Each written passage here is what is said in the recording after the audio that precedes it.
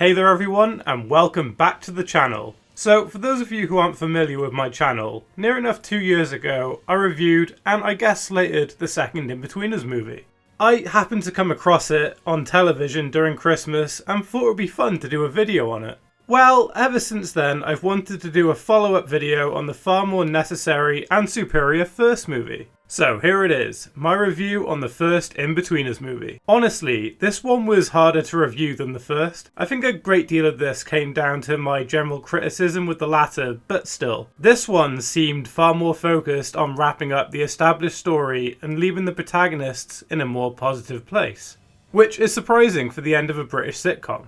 So the plot to this one is a lot more basic. So, after finishing up sixth form for the summer, the four boys decide to go on a mental holiday together. You know, the kind of thing a lot of teenagers do at their age. The sunny setting for this movie is Greece, where the lads come across a group of girls having their own holiday, which is an interesting thing to do. Considering this was the finale to the show, introducing 4 new characters seems risky as there is limited time to flesh them all out. But that's not all. The largest plot thread connecting this to the original show is wrapping up Carli and Simon's romance. The last episode of the TV show ends on a high note as Simon is happy by a positive text message he receives from Carli, regarding how he feels about her. Well, this movie is the epilogue to that, and what they do with it is fun. I also think having Carli here makes it feel more similar to the series, which I think is needed given this is an unfamiliar setting with a handful of new characters. In a way, this movie almost feels like a series off the show. Most of the plot beats follow similar episodic-like disasters which parallels the show perfectly. Things like Will arguing with a man over sunbeds, or Simon getting ripped off trying to sell his clothes. Which is good. I think these smaller, funnier moments pad the plot in the best possible way and help lead it all to the boat party at the end. So yeah, apart from everything to do with Carli, there isn't a great deal of plot here. But that's fine. This movie is a British comedy and an epilogue to a series, so I don't think it needs much. In terms of the characters, I think I will tackle each guy and girl pairing together. First of all, Will and Allison. Okay, I've always found this one to be a little baffling. So Allison is meant to be the traditional hot girl, that cool person that the awkward nerdy lead wouldn't be able to get, until he does at the end.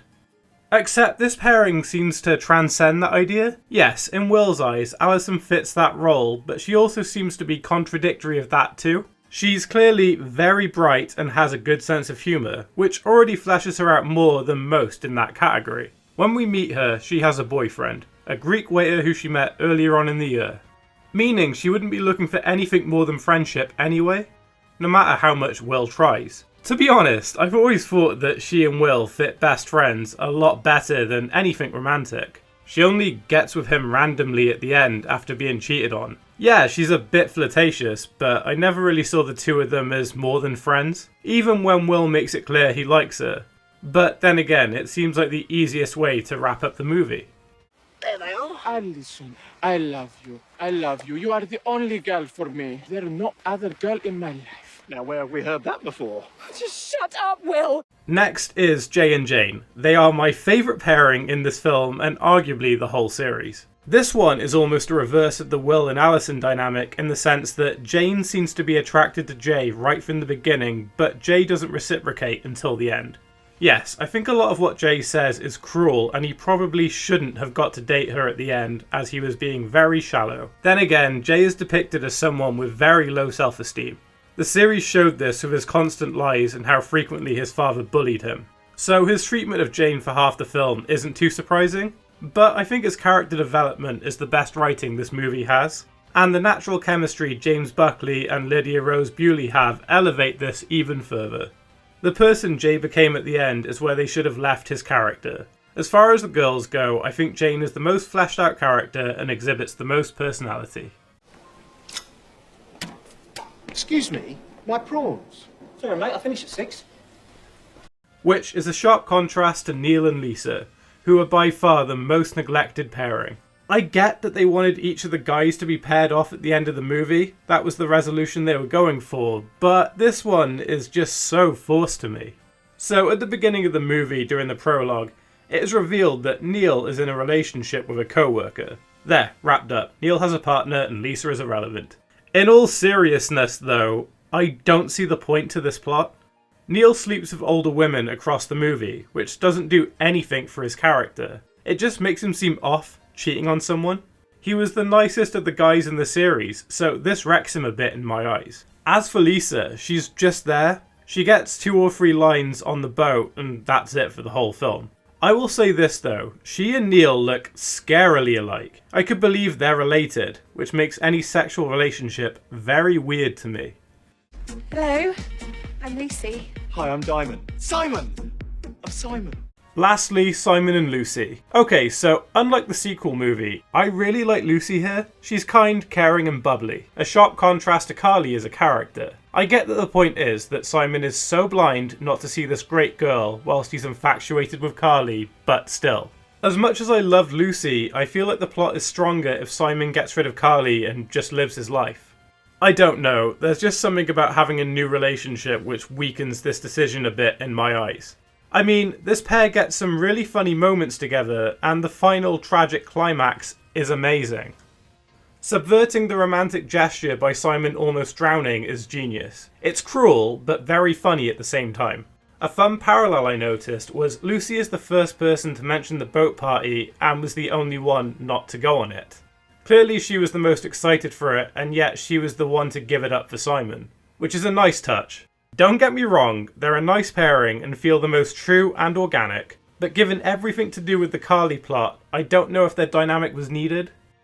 Well, I guess I should talk about Carli. I don't think she's great here, but similarly to Lucy in the sequel, I do think this film depicts her differently and worse than she was in the TV series. Like, yeah, clearly she knew Simon's feelings for her before the events of the movie, but she never struck me as particularly vindictive.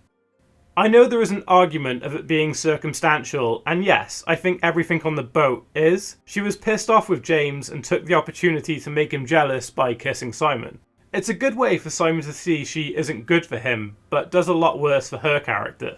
Whereas, I think the rest is circumstantial. Well, from her point of view anyway. For all her faults, she broke things off with Simon at the beginning. She didn't see it lasting and tried to end it.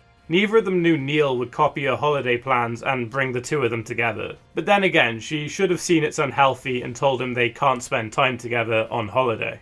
I think aspects of both plot beats work, but not necessarily together. Either have Carli there and have Simon realise she's not great based on her actions and he moves on alone, or don't have Carli there, have Simon get over her and move on happily with Lucy. I think it's messy having both. As mentioned, this film introduces James, a rude asshole who causes problems for the guys.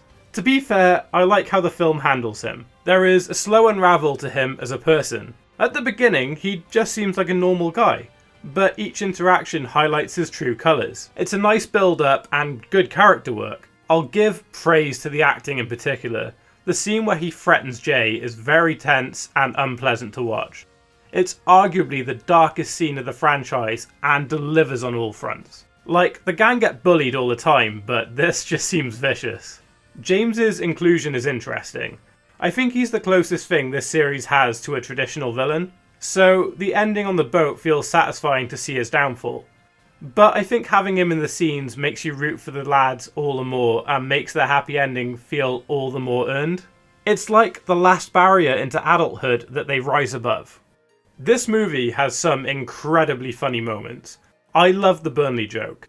Look, I'm not a football fan, but I love everything about this. Not slept for 37 hours. So sharp and try and get some sleep on here then. Fine, good idea. We love you, Burnley! We do! We love you, Burnley! We do!